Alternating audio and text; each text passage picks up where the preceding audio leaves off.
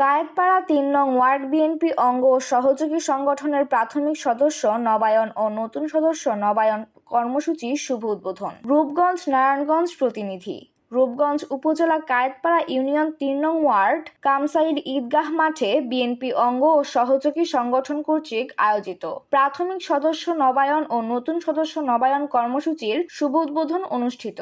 উক্ত সদস্য নবাই কর্মসূচি অনুষ্ঠানে ৩ নং ওয়ার্ড বিএনপির সভাপতি মোহাম্মদ নূর হোসেনের সভাপতিত্বে ও সাধারণ সম্পাদক মোহাম্মদ তারা মিয়ার সঞ্চালনায় প্রধান অতিথি হিসেবে উপস্থিত ছিলেন অ্যাডভোকেট মাহফুজুর রহমান হুমায়ুন, সভাপতি রূপগঞ্জ থানা বিএনপি।